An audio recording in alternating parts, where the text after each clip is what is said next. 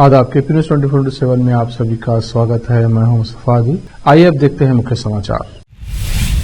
औराद में ऐतिहासिक श्री अमरेश्वर यात्रा महोत्सव का किया गया आयोजन। भारी संख्या में श्रद्धालुओं ने उत्साह के साथ भाग लिया। कर्नाटक के राज्यपाल थावरचंद गहलोत ने 2 और विधेयक लौटाए, सरकार से पुनर्विचार करने को कहा। बीएस येदियुरप्पा के लिए बड़ा झटका, पॉक्सो मामले में शुरू हुई मुसीबत, फास्ट ट्रैक कोर्ट 1 ने किया समन। 11 साल से फरार आरोपी पुणे से गिरफ्तार, कर्नाटक के कलबुर्गी में ड्यूटी पर तैनात कांस्टेबल की थी हत्या। संभल की मस्जिद में फिलहाल रंगाई पुताई नहीं होगी, इलाहाबाद हाईकोर्ट का फैसला। हिमाचल के कुल्लू में भारी बारिश से तबाही, भूतनाथ नाले में बह गई गाड़ियां।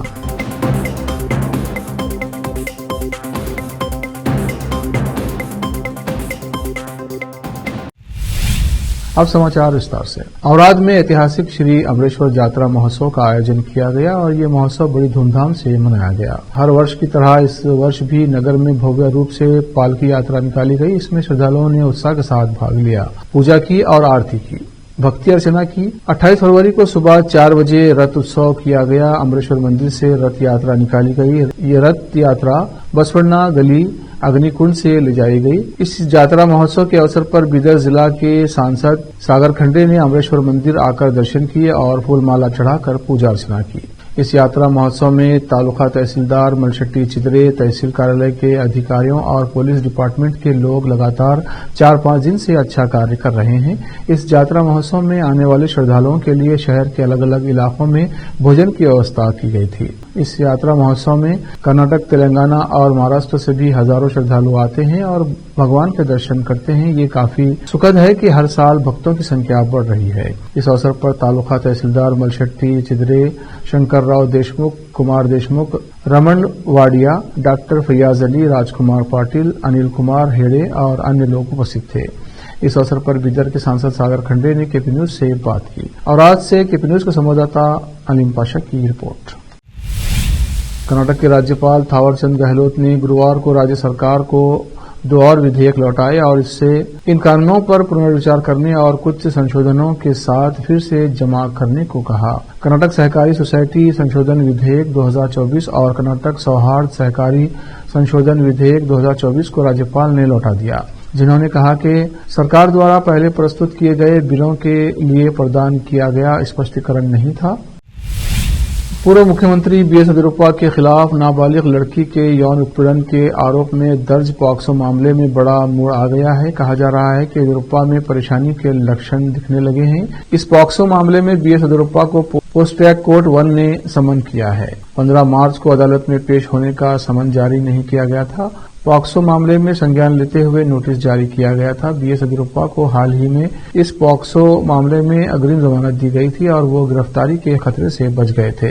धारवाड़ हाईकोर्ट ने अब पॉक्सो मामले में बीएस येदियुरप्पा को अग्रिम जमानत दे दी है। गिरफ्तारी के बाद से वो हिरासत में है। हालांकि हाईकोर्ट ने कहा है कि निचली अदालत में कार्यवाही शुरू की जा सकती है, इसलिए इसे अस्थायी राहत कहा जा सकता है। कर्नाटक में ड्यूटी पर तैनात पुलिसकर्मी की हत्या करने के मामले में उम्र कैद की सजा पाए दोषी को गिरफ्तार कर लिया गया। पुलिस ने बृहस्पतिवार को बताया कि वो जेल से भागने के बाद 11 साल से महाराष्ट्र में फरार था। कलबुर्गी के पुलिस आयुक्त शरणप्पा एसडी ने बताया कि गिरफ्तार व्यक्ति की पहचान सीतापुर तालुके के भगोड़ी निवासी अमरीश अंबादास निटकर के रूप में हुई है। बता दें कि 2009 में कलबुर्गी के बीदापुर कॉलोनी में जेबी कॉम्प्लेक्स के पास 2 व्यक्तियों के बीच विवाद हुआ था। विवाद के बाद आरोपी ने बंजारा क्रॉस के पास ड्यूटी पर तैनात पुलिस कांस्टेबल अश्विन कुमार पर हमला कर उसकी हत्या कर दी थी।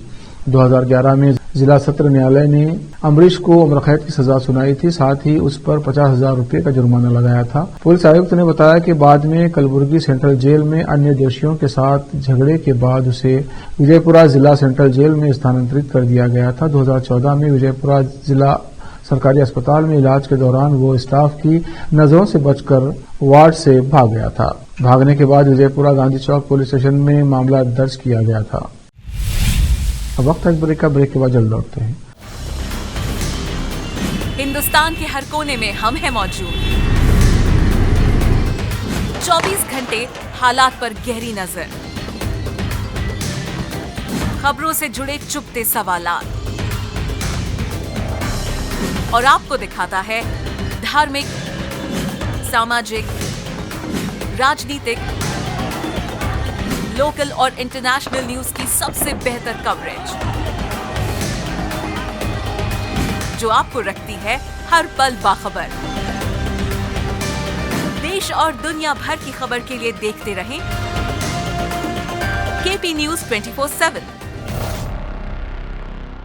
नूर एजुकेशन ट्रस्ट बीदर की ओर से चलाए जाने वाला Noor MEd and BEd college Bidar, recognised by NCTE Delhi and affiliated to Bidar University, Bidar. Admission are open for the academic year 2024-25। विशेषज्ञ और सक्षम शिक्षकों द्वारा शिक्षा प्राप्त करने के लिए नूर एमएड एंड बीएड कॉलेज में दाखिला लें और शांत वातावरण में शिक्षा प्राप्त करें। बीदर शहर में बेहतर शिक्षा का एकमात्र केंद्र Noor MEd and BEd college, Shahpur gate, Bidar. Phone numbers 9945283920, 8482221297।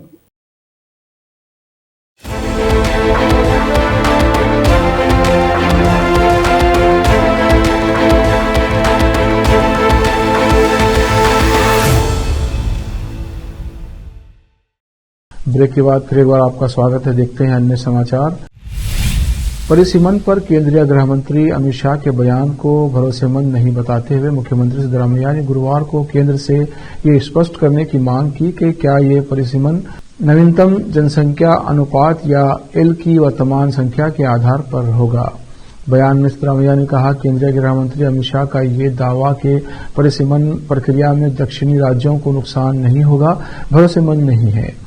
उनके बयान का उद्देश्य दक्षिणी राज्यों में भ्रम पैदा करना प्रतीत होता है।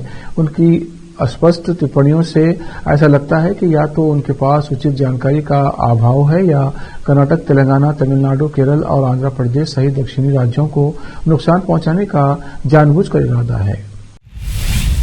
जेडीएस युवा विंग के अध्यक्ष निखिल कुमारस्वामी ने गुरुवार को कांग्रेस सरकार से राज्य की वित्तीय स्थिति का खुलासा करने का आह्वान किया।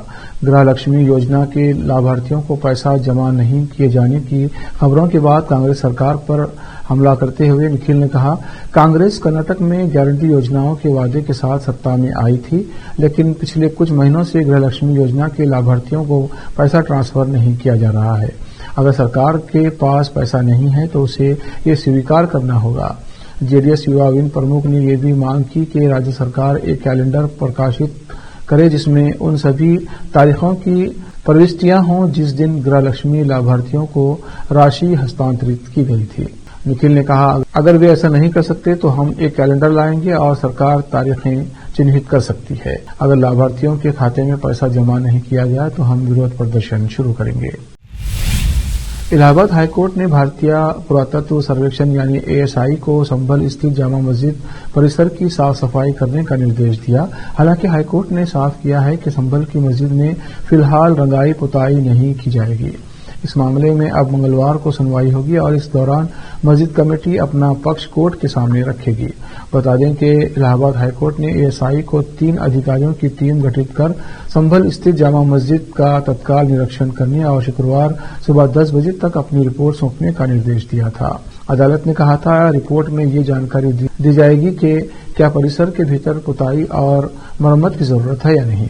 रमजान शुरू होने से पूर्व किए जाने वाले कार्य के लिए एएसआई एक वीडियोग्राफी भी कराएगा। न्यायमूर्ति रोहित रंजन अग्रवाल ने जामा मस्जिद की पुताई और सफाई की अनुमति मांगने वाली एक याचिका पर यह आदेश पारित किया था और सुनवाई की अगली तिथि 28 फरवरी को तय की थी।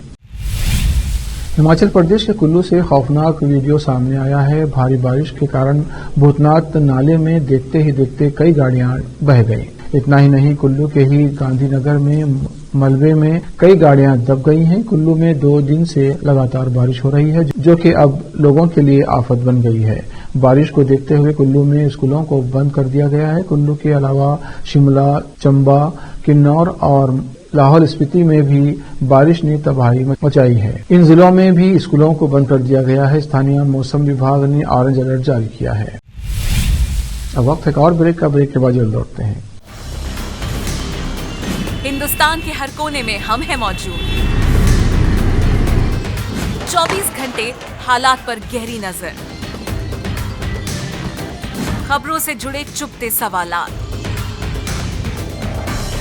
और आपको दिखाता है धार्मिक, सामाजिक, राजनीतिक,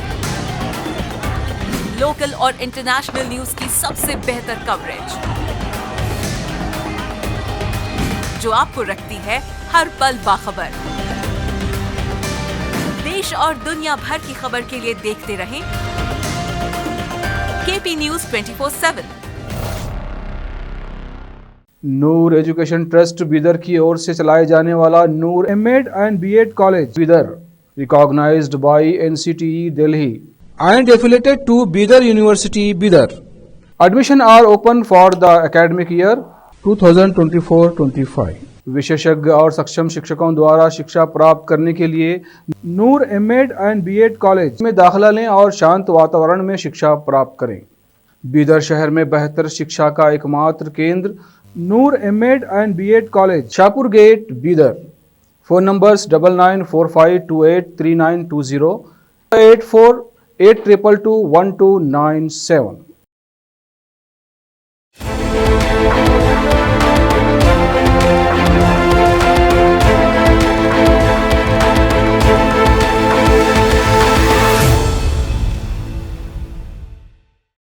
ब्रेक के बाद फिर एक बार आपका स्वागत है। देखते हैं आगे के समाचार। ऋषिकेश के नजदीक जानकी झूला के पास गंगा का जलस्तर बढ़ने से हरियाणा के करीब 100 श्रद्धालु टापू पर फंस गए। जान जोखिम में पड़ते देख श्रद्धालुओं ने हल्ला मचाना शुरू कर दिया। आवाजें सुनकर जानकी घाट के निकट मौजूद जल पुलिस के जवानों ने किसी तरह श्रद्धालुओं को टापू से सकुशल बाहर निकाला और उनकी जान बचाई। मुनि की रेती थाना पुलिस के मुताबिक महाशिवरात्रि के पर्व पर हरियाणा के करीब 100 श्रद्धालु गंगा स्नान के लिए जानकी झूला घाट पर पहुंचे थे। गंगा का जलस्तर कम होने की वजह से सभी श्रद्धालु गंगा के बीच बने टापू पर स्नान करने के लिए चले गए। कुछ ही देर बाद गंगा का जलस्तर तेजी से बढ़ गया, जिससे सभी श्रद्धालु टापू पर फंस गए और अपनी जान बचाने के लिए चिल्लाने लगे। मुनि की रेती थाने के इंस्पेक्टर प्रदीप चौहान ने बताया कि आवाज सुनकर जानकी झूला घाट के निकट ड्यूटी कर रहे जल पुलिस के जवान राजेंद्र सिंह, रवि राणा, विदेश चौहान, पुष्कर रावत, महेंद्र चौधरी ने अपनी जान जोखिम में डालकर श्रद्धालुओं को टापू से सकुशल बाहर निकाला और उनकी जान बचाई। देश को एक नया ग्रीन फील्ड एयरपोर्ट मिलने जा रहा है। केंद्रीय नागरिक उड्डयन मंत्रालय ने इस नए ग्रीन फील्ड एयरपोर्ट के लिए सैद्धांतिक मंजूरी देने का मन बना लिया है।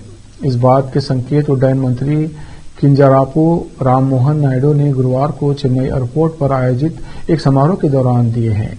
इस नए ग्रीनफील्ड एयरपोर्ट को लेकर अगले सप्ताह एक हाई लेवल मीटिंग भी होने वाली है। संभव है कि इस हाई लेवल मीटिंग में नए ग्रीनफील्ड एयरपोर्ट के निर्माण को लेकर केंद्र सरकार की सैद्धांतिक मंजूरी मिल जाए। उल्लेखनीय है कि जिस ग्रीनफील्ड एयरपोर्ट की बात हो रही है वो चेन्नई का बहुप्रतीक्षित दूसरा इंटरनेशनल एयरपोर्ट होगा। इस नए इंटरनेशनल एयरपोर्ट का निर्माण चेन्नई के ही परंदूर इलाके में करने की योजना है। हालांकि ये बात दिगर है कि स्थानीय लोग इस नए एयरपोर्ट का विरोध कर रहे हैं। एक बार देखते हैं मुख्य समाचार। औराद में ऐतिहासिक श्री अमरेश्वर जात्रा महोत्सव का किया गया आयोजन। भारी संख्या में श्रद्धालुओं ने उत्साह के साथ भाग लिया। कर्नाटक के राज्यपाल थावरचंद गहलोत ने 2 और विधेयक लौटाए। सरकार से पुनर्विचार करने को कहा। बीएस येदियुरप्पा के लिए बड़ा झटका। पॉक्सो मामले में शुरू हुई मुसीबत। फास्ट ट्रैक कोर्ट 1 ने किया समन। 11 साल से फरार आरोपी पुणे से गिरफ्तार। कर्नाटक के कलबुर्गी में ड्यूटी पर तैनात कांस्टेबल की थी हत्या। संभल की मस्जिद में फिलहाल रंगाई पुताई नहीं होगी। इलाहाबाद हाईकोर्ट का फैसला। हिमाचल के कुल्लू में भारी बारिश से तबाही। भूतनाथ नाले में बह गई गाड़ियां।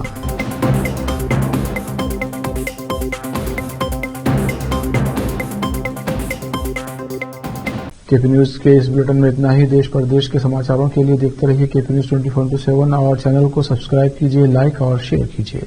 धन्यवाद।